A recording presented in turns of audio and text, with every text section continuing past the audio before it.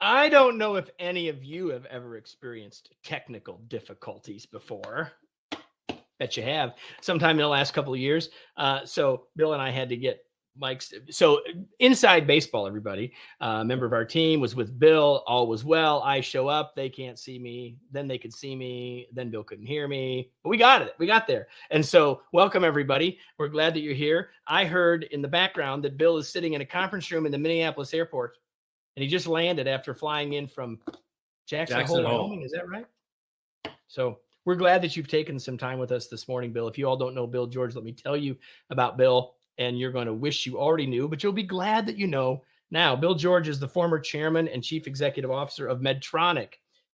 He is a senior fellow at the Harvard Business School, where he's taught leadership since 2004 after he finished his time at Medtronic. He's the author of a ton of books, almost all of which have the phrase True North in them. Discover Your True North, Discover Your True North Field Book, True North, Finding Your True North, 7 Lessons for Leading in Crisis, True North Groups, and today some ideas from his newest book, which I think has just came out last month. Last week. True North, Merging Leader Edition. And for all of you that were here before, you see I've got my little notes here, so you never know what I might show up asking you, Bill, here. Welcome. So glad you're here, Bill. Thank you, Kevin. I'm honored to be with you. So I think we should probably start. And by the way, if any of you are wondering, I have 2 copies to give away. Thank you. You can't have mine. They all were asking about mine. You can't have mine because, first of all, mine is the advanced reader copy. So that's like a special edition. But I got 2 of these to give away that we will give away in the next little while. But Bill, since I sort of teased you by saying so many of your books have True North in the title, we should just start there. You sort of own that phrase, but let's start there. What does True North mean? Your True North, Kevin, is who you are at your essence, your beliefs, your values, and the principles you lead by. It also is the place you find the greatest satisfaction in your life. And I think it's all those things coming together, knowing who you are. And it's actually much harder than you think for people, particularly leaders, to know who they are, because oftentimes people want to go out and earn money, gain power and fame before they really are grounded in their essence and who they are. It's unique for each of us. So that could be a pretty good place to start. But the question that I'm going to be asking most everybody, Bill, as we start my conversations with them is this question. What's the big idea you want to talk about today? It could certainly be that, but what's the big thing that you'd like people to get, or for us to talk about, or for people to leave with after our 45 minutes together? Kevin, we're going through a massive change in leadership. The baby boomers have been in charge for the last 30 years or more, and it's time for the next generation, which I'm terming emerging leaders, including Gen X, millennials, and the younger Gen Zs, to step up and take over because they have led through and been through the crises of the last 20 years, which seem to be never ending. And I think they're more in touch with what the needs of millennials are.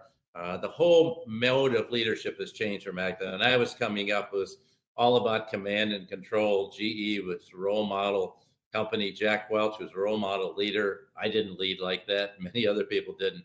But I think today it's all about empowering the people you work with and enabling them to reach their full potential. That's been my mission for 30, 40 years, to try to help leaders, just like you are, Kevin, trying to help leaders reach their full potential. So it's not about you. It's really being a servant of the people you're working with.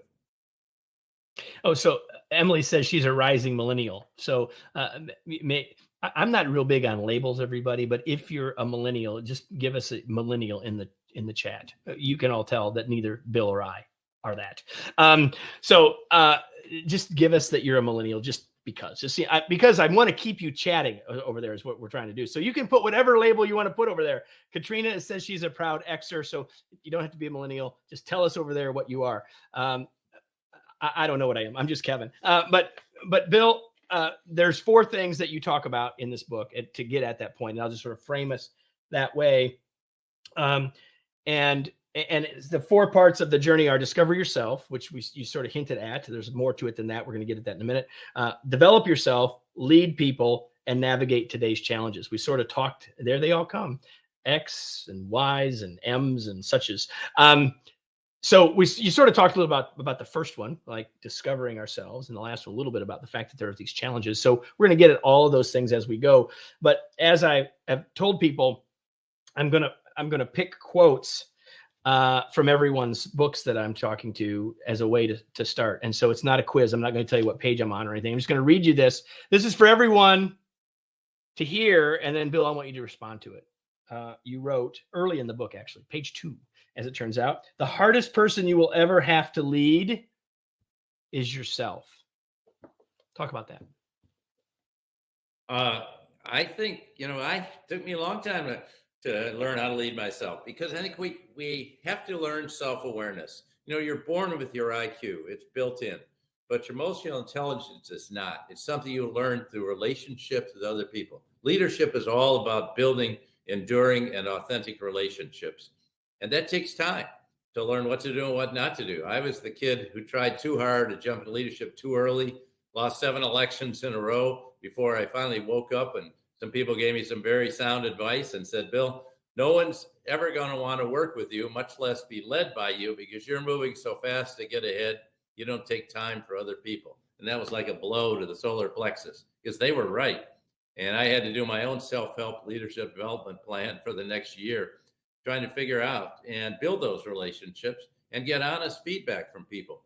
And I think that's why it's so hard, because a lot of people think leadership is about your title, how much money you're making, where you are in the organization. How do I get to the next level? It's the ladder theory of management. This is totally flawed. Sheryl Sandberg talks about the jungle gym, like kids in jungle. You go up, you go down, but you gain experience working with different types of people in different situations. That's how you become a leader. Okay, everybody, it's not like you already heard that with different words from Roger a few minutes ago. Just saying, in case you need to make the connection, everybody. So one of the areas that you talk about is a chapter in the book about how we discover ourselves is through the crucibles of leadership. And so I'd like us to talk about that a little bit. What does a crucible mean to you? And then more directly, how do we use that to build our leadership? You sort of hinted at it a little bit with the feedback that you got at Georgia Tech, but take us beyond that. Let's dive into the crucibles a little bit more. Well, Kevin, we've interviewed 220 people of leaders, and they tell us their story. And what's significant are not their successes. It's times they failed. It's times they've had really tough times for personal health, loss of siblings, parents divorced, being rejected by a male or female partner, getting fired from their jobs, all these things. And those tend to become the more formative things, because when you are doing well and everything's going your way, you start to think you're a better leader than you are. But when it all gets stripped away, you have to look yourself in the mirror and say, who am I? And what do I really want to be? And what's really important to me? Until you get grounded in that essence of who you are. As long as it's about money, fame, and power, no one's ever today is ever going to want to work with you or follow you. So I think that it's all about you. And you have to flip that switch and take what I call the I to we journey and go from being an I leader. And let's face it, we start out, how do we get into college? People look at our grades. I played tennis. It's about, I had to win my singles match. When you start out in work, you typically start out as an individual contributor. And so to become a real leader, you have to make that journey to realizing it's not about you. It's about people on your team. And your job is to enable them to become successful. You're more like a coach than you are a director or a manager. Yeah, I think that's so right. And if you take that back to what we were talking about with Roger just before Bill joined us, talking about the experience, learning from the experience is a part of the learning process, right? It's like we can have these things happen, but if we're not willing to stop, as Bill said, look in the mirror and say, what does this mean? It's not going to help, right? It's not going to help. So taking the time to do that. One of the things, again, the whole journey, lots of stuff we could talk. Actually, it's not on the list. I want you to talk a little bit more about the I versus we, because I think that's so important. You highlighted it just now, but let's talk a little deeper about, you talked about sort of why it happens, why we might default to I versus we. Talk a little bit more about how we make the shift.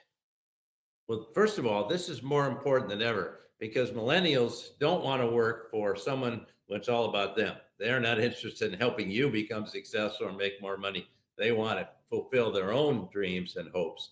And if you're not interested in helping them do that, they don't want to work with you. They may give you the so-called, they may give you their brains, but they're not going to give you their hearts. And leadership today is all about leading with the heart.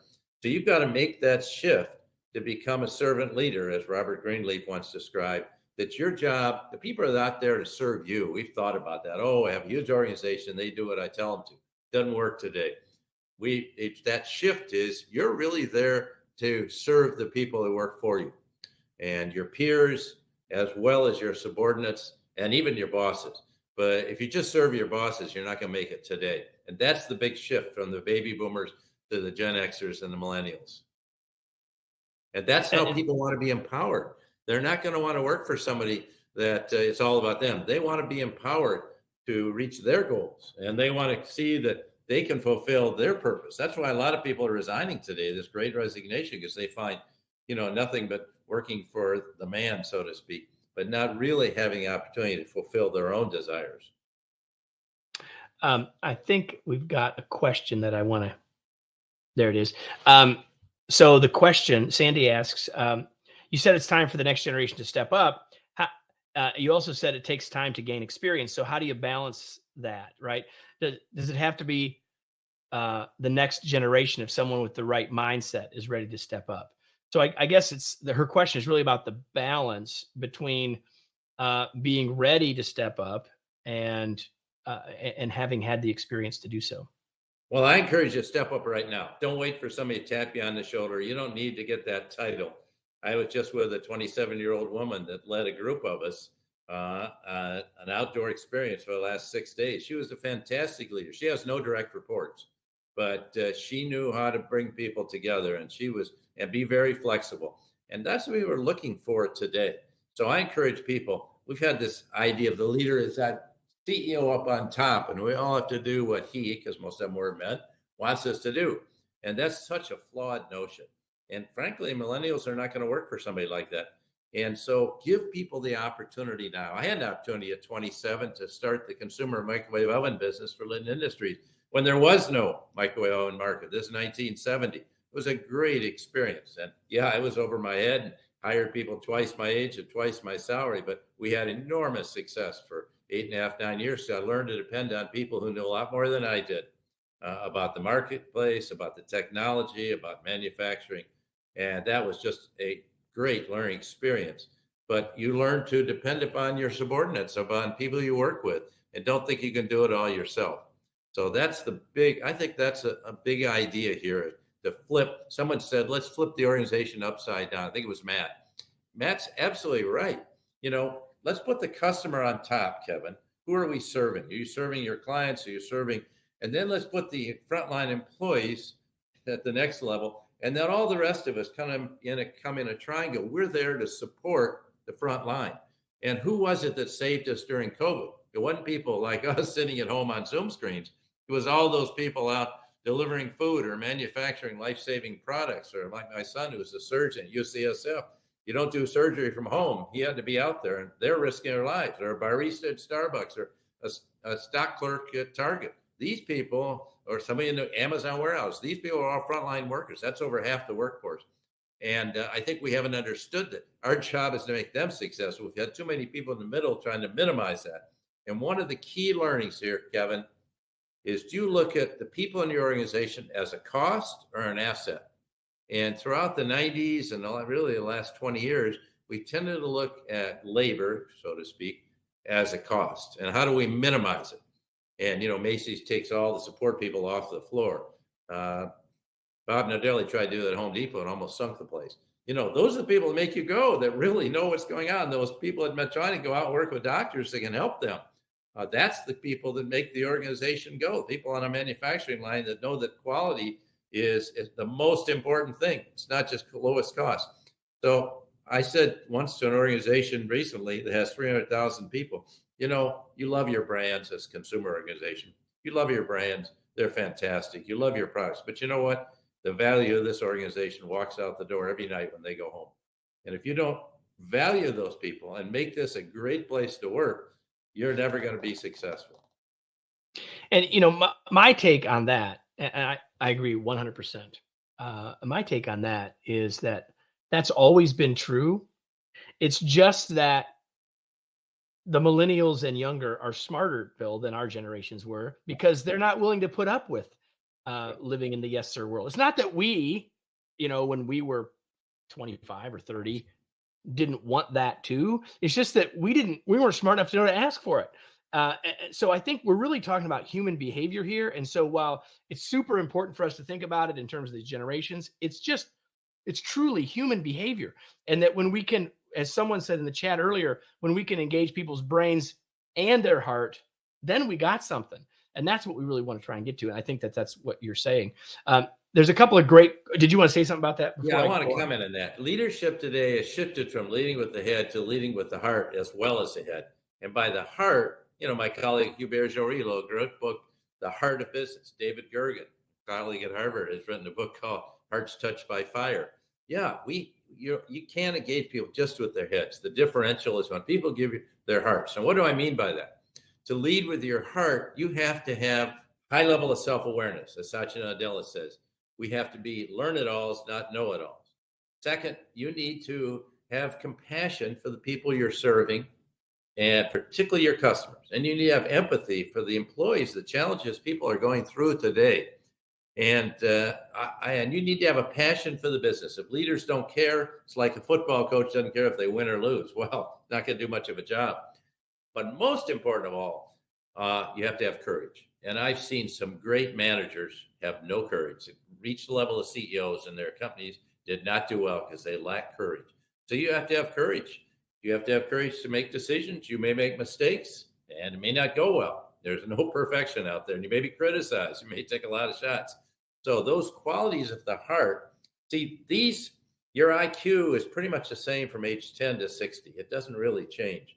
But your EQ, which I've just described, your emotional intelligence, you're not born of that. You grow these qualities by interacting with people. And the more different situations you're in, the more you can grow those qualities, as long as you want to do that.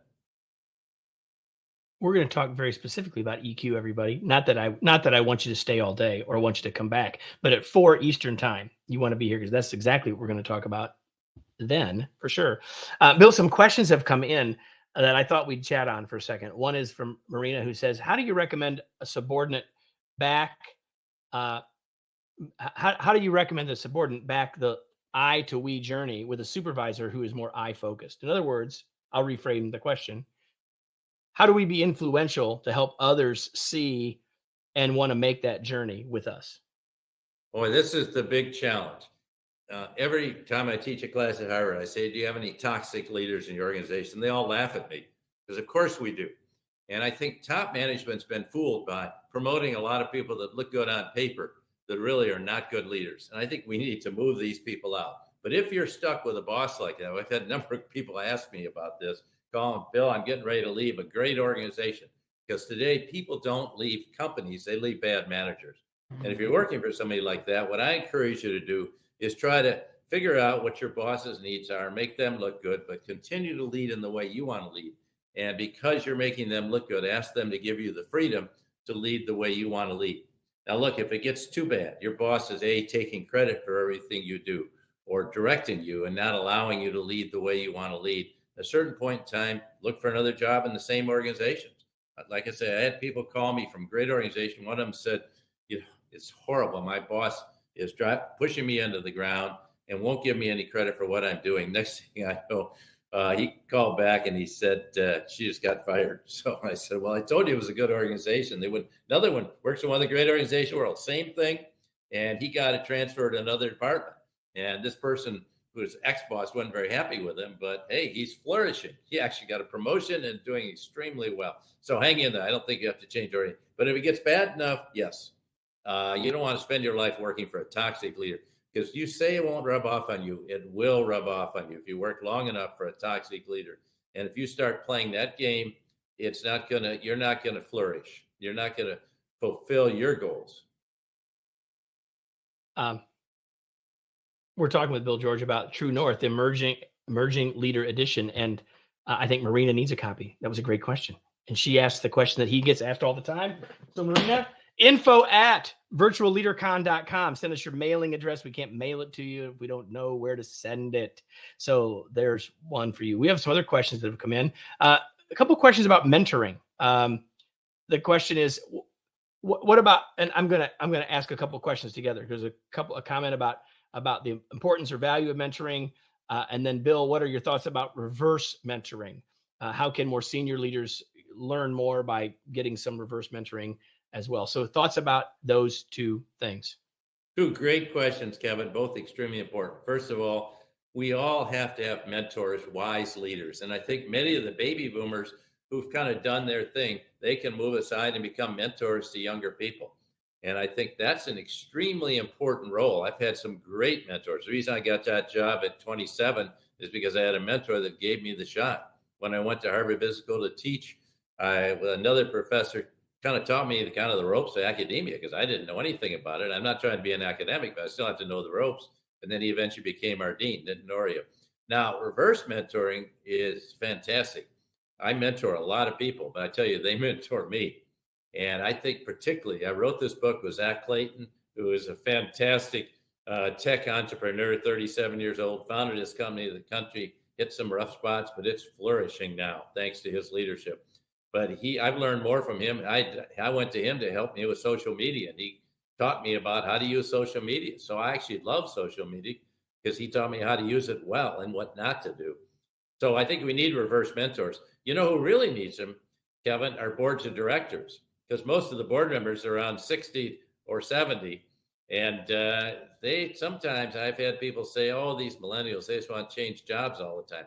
I said, I'll tell you why they're changing jobs, because your company has no purpose. If the only purpose, as it was at General Electric, is making money, I don't want to spend my whole life toiling away trying to make the bosses and shareholders more money. I know how to do that, but that's not how I want to spend my life.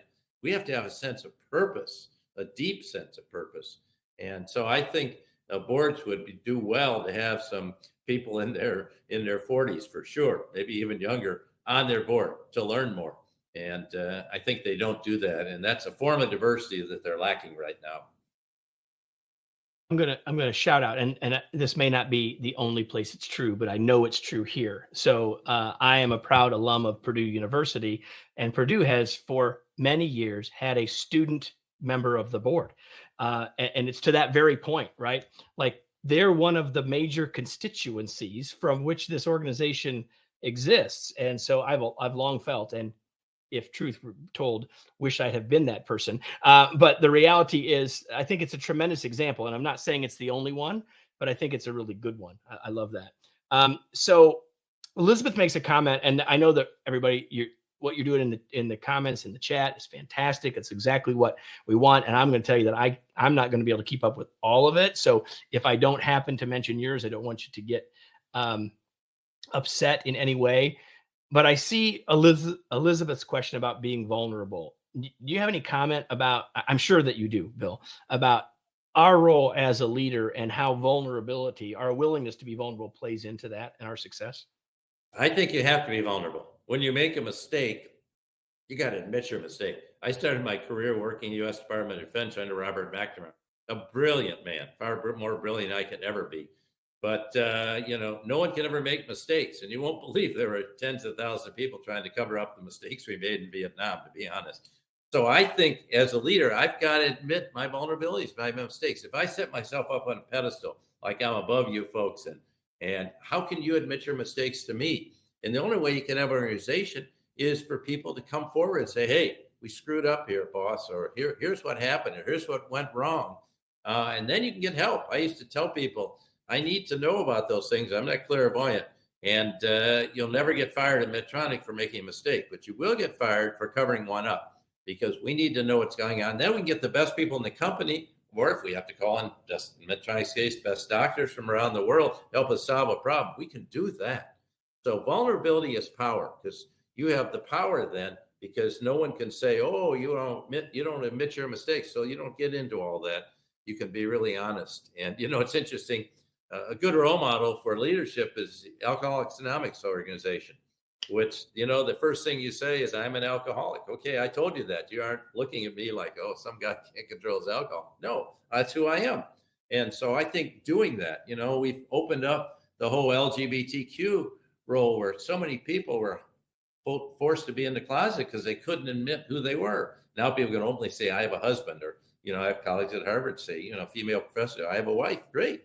Wonderful. I'd like to meet her, And I think that's so important. We can be who we are, not force people to be something they're not.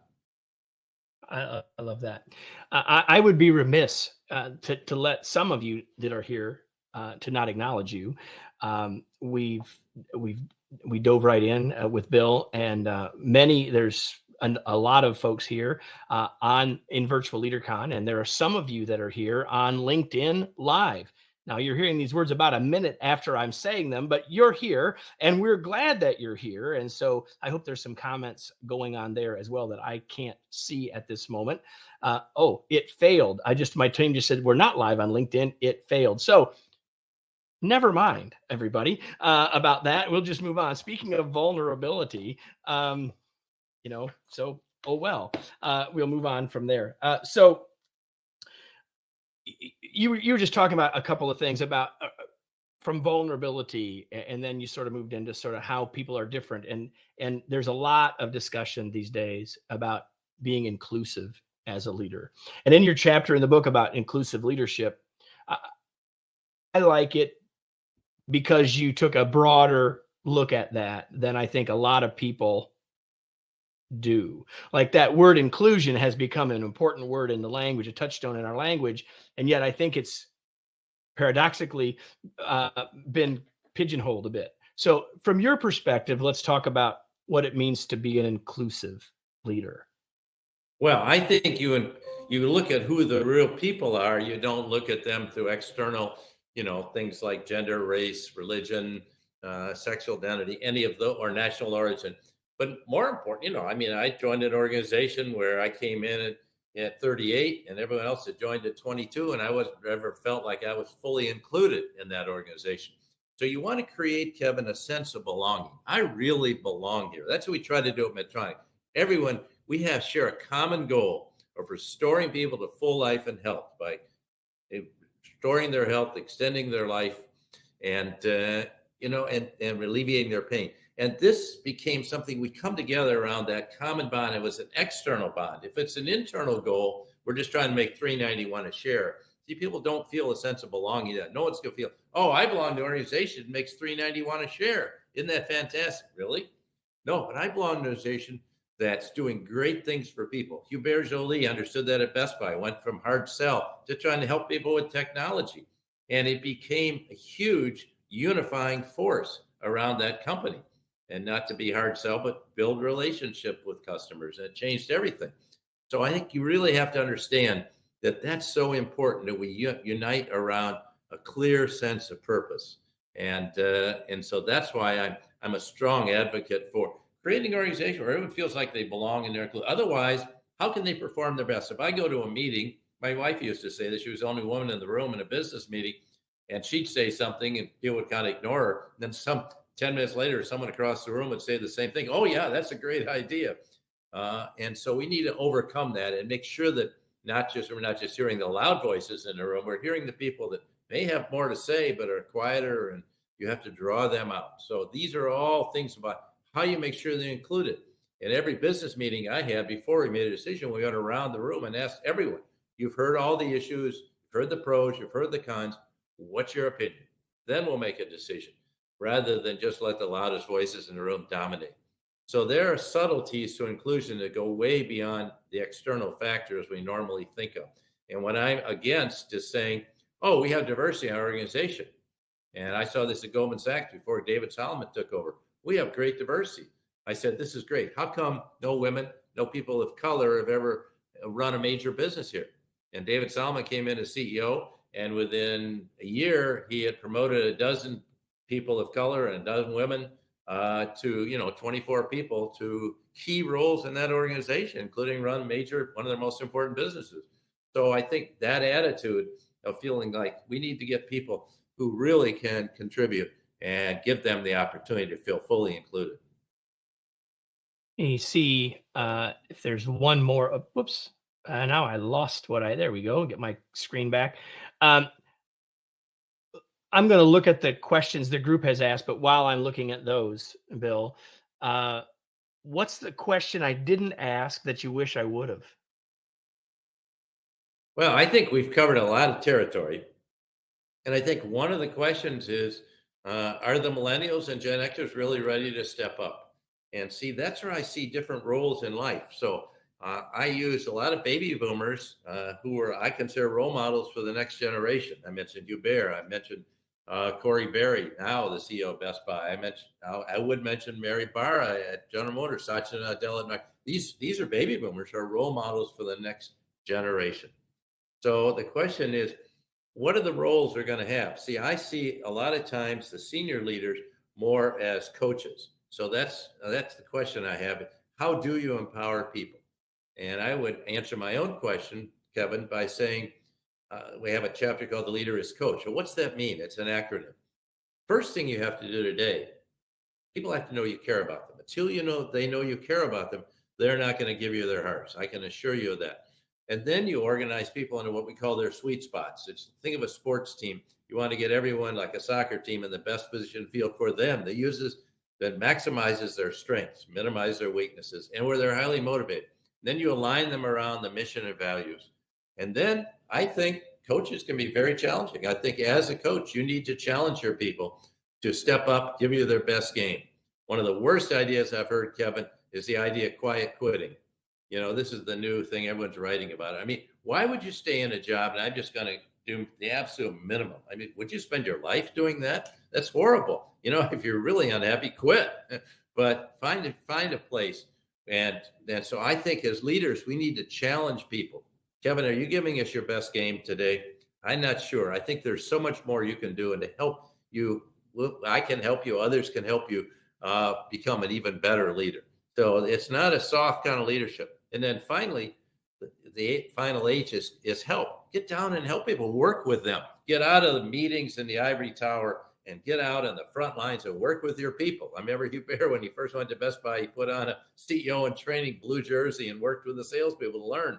Yeah, you got to do that. Lakshman Narasimhan is just going in as Starbucks, and he's saying he's going to take 20 hours of barista training to learn how to be a barista, see if he can pass the test. And he said, I'm not sure I will. Well, I think that's, I was in Day's Journal. I know Lakshman well. That's really humility, and that's modesty. I want to learn what people are doing. I went and saw 700 to 1,000 procedures when I was CEO of Medtronic, where I put on the greens, work with a doctor, and not work with them, just observe them. We don't need you to have anything in your hands, Bill. No, I didn't. But I can tell you, I learned a heck of a lot. But I think good leaders today need to be out on the front lines, helping their people, observing what's going on. Otherwise, you get isolated and you're looking at statistics and you get fooled if you don't know the realities. What's the culture you have, Kevin? You obviously understand that extremely well in your work. Well, there's a question that's been asked that I think is connected to that. So I'm going to ask that now. Brian asks, what's the easiest way to change the perspective that people on the ground can't make change to the organization? Like, how do we help people realize that they can make change from where they are? That's my reframe of the question. It's a leader's job to empower them to do that. Again, think of the coach. Are you going to listen to your players telling you at halftime what's wrong, why you're losing the game? What are the mistakes, and then make adjustments? You're going to listen to your people, or you're just going to say, do this, do that. We have all the answers. I think it's that openness to feedback. And I think feedback, as I talk about in the book, is the breakfast of champions. And good leaders get feedback. The best feedback you get is from your peers and your subordinates. At Harvard Business School, I've taught there for 19 years. I never teach a class where I don't get feedback. Some of it's kind of painful, about how I come across or something. And I learned so much from that feedback. My son, you say, why are you underlining in red all the critical comments, Dad? And I say, because that's where you learn. You learn from feedback. If you want to grow, you need to get feedback about how you can become better in whatever you're doing, teaching, leading, mentoring, anything like that. So. And Olivier says, and being curious to receive the feedback. It's one thing to ask for it or have it show up, because I'm guessing at Harvard, it's going to show up in the course evals, right? It's going to show up. But the question is, are you curious enough to really to want to understand it and to move from there? I love that. So, Kevin, one of the things, just to interrupt you, I never go into a class where I don't honestly want to learn from the students or their executive participants or the CEO course we run. I'm there to learn. And they don't really believe. I tell them that I'm going to learn a lot more from you than you learn from me, which is true. That's how you learn. And so that's how you keep growing as a leader and as a human being. I think the two are closely interlinked. And people that say, no, look, I passed that point where I'm not growing anymore. No, then you're on the way to the end of your life.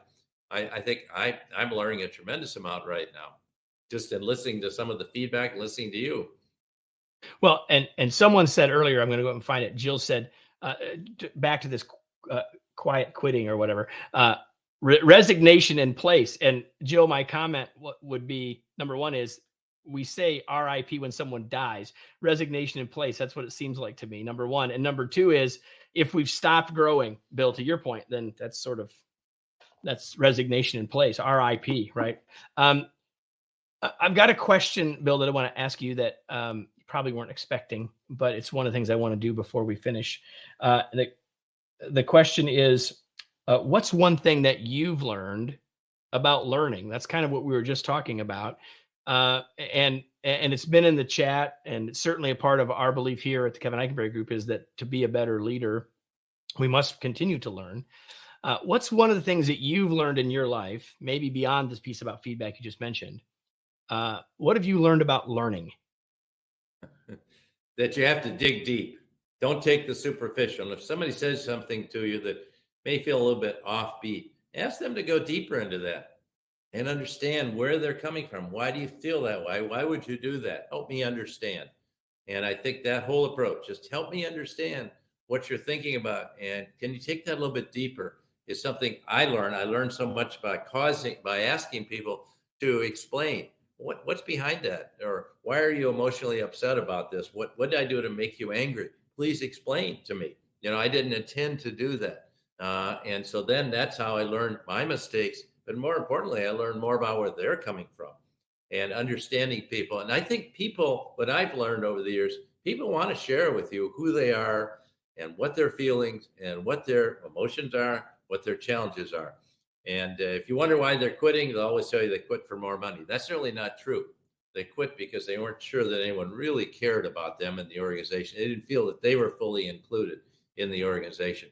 So I think we learned so much by going deeper. So if I hear somebody is unhappy, hey, let's just talk about it. Tell me more about that. What's causing, what are we doing? What am I doing? What's the organization doing to make you feel unhappy? This is a great organization. There are great opportunities. Okay. And so I think probing deeper is what I've learned. I love that. So everybody in the chat, give Bill some feedback, tell him thank you. Let him know that that we've appreciated his time, because I know that if you're in the airport, you're probably waiting to catch another flight. No. Oh, you're okay. Well, that's at least good. I love this kind of dialogue. I'm learning so much. I'm watching the chat. I have to make sure my eye contact's not bad, because the chat. Well, I know. Yeah, and you're up there. It's not like anyway, I'm not multitasking here. I think feedback in the chat's been very informative, and the way you use it is instructive. I'm learning from you about how to teach virtually online. Thank you. I'm embarrassed by these things. But I'm learning from you how to teach using it online, because I'm not very good at that, having eye contact here and watching the chat over here. So you're very good at it. It's like everything else in life. It takes time to get better at it. And hopefully we have good people to learn from as well. And certainly we've learned a lot from you today, Bill. We appreciate the time. I've been looking forward to this conversation. Team, I'm going to let Adrian or somebody on the team give away another copy. We've got one more to give away. You guys decide who that is. not to someone who already ordered a copy, so they don't win one. Sandy said she attended a session with you at Harvard, and so she knew what she was in for today. Thank you, Sandy. And so the team is going to give away another copy. Bill, thanks for being here. It was a pleasure to have you. And everybody, here's the deal. You're going to get the chance to answer the poll questions. And Robin apparently is the winner, according to Adrian. So Robin, we need you to send an email to info@virtualleadercon.com with your mailing address so we can send you this book. And so everybody, we're going to take one of the things that I learned from earlier virtual leader cons, Bill, is people need a longer break than I do. So we're going to take 30 minutes, everybody. Some of you that will be lunch. Some of you that will be some other time in your day. But we're going to start again in 30 minutes. And you can come right back to this place, refresh your page in 30 minutes, actually 29 minutes from right now. Bill, thanks so much for being here. Hey, thank you, everybody. We will see you soon. Before you close, Kevin, to say thank you for the work you're doing in developing leaders. We need, we're fellow travelers along the same journey. So it's a privilege to be with you. And, I think our mutual goal is to try to change leadership to make it more human and more effective for everyone so that we can make this this world a better place for everyone. So thank you for what you're doing. So true. And you're welcome. Thanks, everybody. We'll see you all in 28 minutes.